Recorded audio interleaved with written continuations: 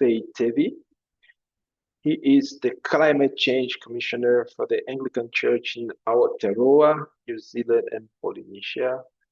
Fei, you are welcome to share. Thank you. Thank you very much, colleagues, and Rodrigo. Thank you very much. Warm greetings from the Fiji Islands. It's now a little bit past 4 o'clock in the morning, and it's great to be with you. So our focus from our side, what we are pushing, our scope is about 5 countries in Oceania in the Pacific Ocean, and with 2 Anglican provinces of the Anglican Communion. This presentation was made in earlier this year, just immediately after Eastertide, between Easter and Pentecost, and so that was the period that we utilized for this particular work that we did with regards to oceans. And it's really the approach is basically built on 2 pillars that we're focusing on for this year, and that is building climate resilience and our focus on oceans as our future, our ocean, our future. We feel that for us our future lies in the maintenance of a good, healthy ocean, or a good, healthy Pacific Ocean. And we as a church, as a people, we are called to be not merely stewards of God's creation, but to be guardians of God's creation, and to ensure that the gifts that God brings us and gives to us, that we guard them and protect them, and make sure that we leave something behind for our future generation that is worthwhile living with and living into. Our approach is faith-based, it's faith-rooted action. It's using ancient intelligence. We don't use AI, artificial intelligence, but what we try to do is use ancient traditional intelligence to try and see how we can live with the ocean, have that respect for the ocean, but also live into the ocean.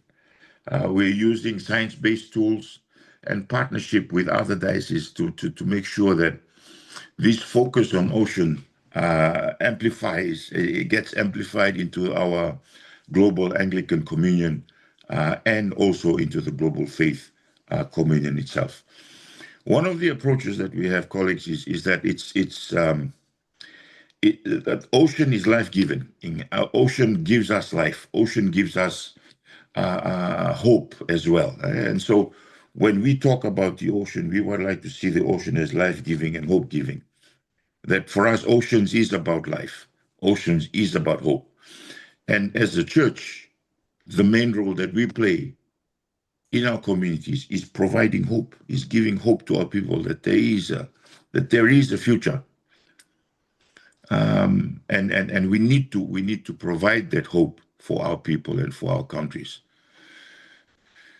Who else can provide hope other than the church? And that's the question that we always ask ourselves. So this is one first phase of a 3-phased program and campaign. Sokori Nui Nui, we are the ocean. Sokori Nui Nui, we are the sail, we are the hope of and for our ocean. The locations are Fiji, Tonga, Samoa, and Aotearoa, New Zealand. We have done the Fiji leg, and this is a report on the Fiji leg. The Tonga and Samoa legs will be done in July and August, and then New Zealand will be done later on in the year. So for Fiji, we covered 8 locations. We did a sail with a traditional sailing vessel for 24 days. And in those 24 days, we were able to hit 8 communities, 12 parishes in and around Fiji. We estimated that about between 1,003 and 1,600 individuals got on board of, that's what we see as a traditional sailing vessel, got on board the vessel and took the time to move and to go sailing on that vessel. You know, there's nothing better to talk about when you talk about the ocean, to be on the ocean and to be in the ocean on a traditional sailing vessel. That vessel becomes a classroom in and of itself. Next slide, please. And I share this several number of videos that we took, this was an opportunity for us to hear from the crew on their appreciation of the sailing. And so it was a 7-week period between Easter and Pentecost. In that time, the Vaka sailed about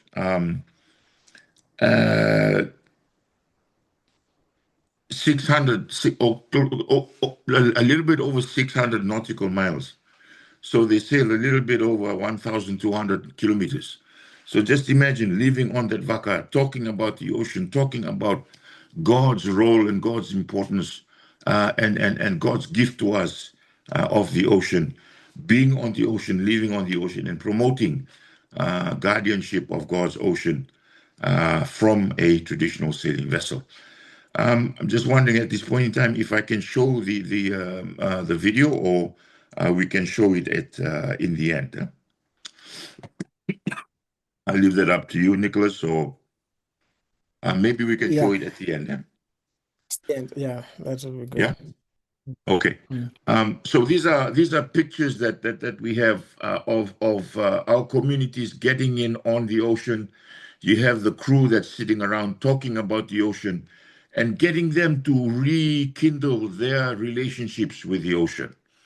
And this was an opportunity to do that. And the feedback that we got from the parishes and from the communities was, we want more. We want more of these types of education initiatives and projects where we take people out into the ocean and get them to be part of the ocean, albeit for a little bit.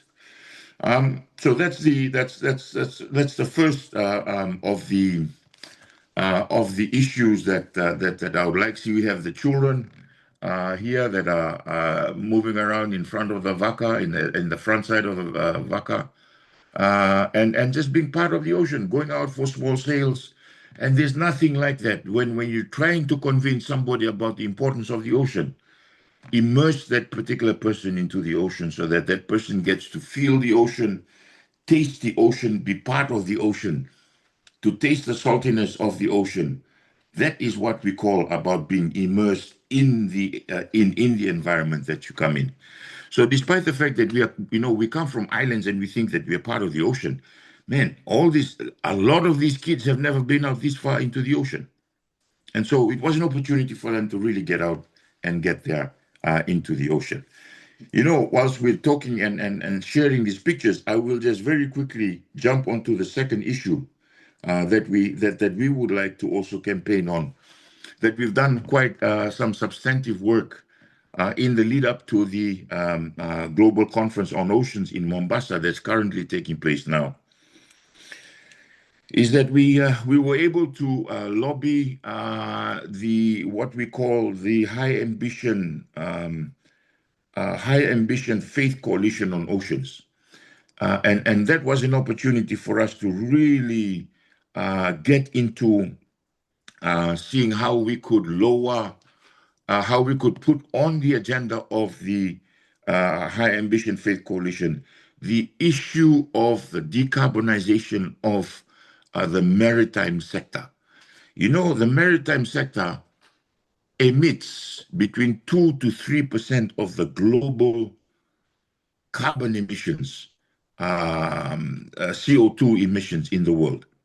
For us in the Pacific, it constitutes 70% of our global of our carbon emissions. Much of the global economy relies on the transshipment of containers and container goods. And all of these container goods are being powered by bunker fuel, B-grade diesel. And this is fuel that is really, it's not of the quality that we have in the European cars or in the US cars. It's really the bottom of the quality of the type of quality of fuel, and it's really pollution or CO2 emitting bunker type fuels. And so this is an opportunity for us to put the issue on the table, of the High Ambition Faith Coalition on Oceans. When we begin to look at the issues of, for example, the issues of in the Convention on Biodiversity Beyond Borders, BBNJ discussions, where we're looking at how we can influence and how we can lower the issue of emission of CO2 emissions around the world. So I would like to end up with those two examples, but also end with this particular video with regards to this campaign that we just held. But please, one more issue is that we try to make it a global Anglican Communion campaign, and so we had the opportunity to have Mr. Gabriel Souza from the Diocese of Amazonia with us out there in Fiji, where he sailed with us for close to 3 weeks, and he was on the Waka.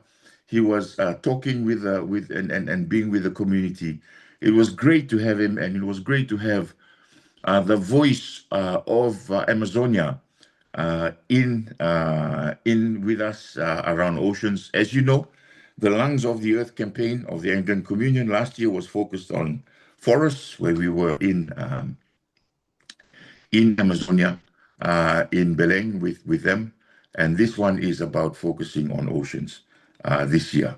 And so I leave you with this video to end this particular discussion, and I thank you very much for the opportunity to share a little bit about what we do in the Pacific. Nicholas, if you can just put that short video on, please. Thank you.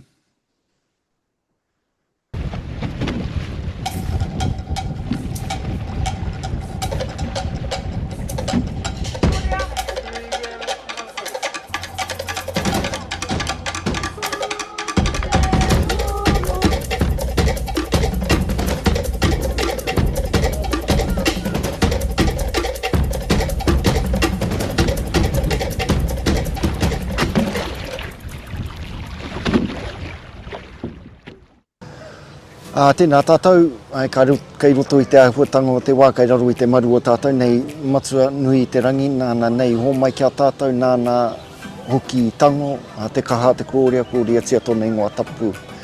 Nō reira, tēnā koe, te atua, tēnā koe. Ko Eli Tāpini. From the moment I got here, it was straight onto the waka, no mucking around, and villages and parishes, straight onto the waka and straight out into the ocean. From parish to parish, from village to village, spreading this message of hope for our moana, hope for our children and the next generation. There's no better place, there's no better classroom to teach and show that message of climate awareness, of witnessing God's greatest creation unfold right in front of you when you're out on the water. I can't wait for the next one, wherever it is, whenever it is. I know that we've just finished our last sail, and it might be the end of this leg of the voyage, but I can tell you right now, we're right at the beginning of something magnificent, something that I'm glad that our hāhi, that our church, that our diocese of Polynesia, our diocese of New Zealand and Aotearoa, te hāhi mihingare o Aotearoa, te pihopatanga o Aotearoa, under the episcopal authority of our Archbishop Don Tamihere, to stand in solidarity with our Pacific brothers and sisters and help spread the message of responsibility and care for creation, God's greatest gift that He could have given us. Nā reire te whanau, that's me. Nei rā te mihi atu ki a koutou, tēnā koutou, huri no. I'll see you on the next sale. Tēnā koutou katoa. Cheers.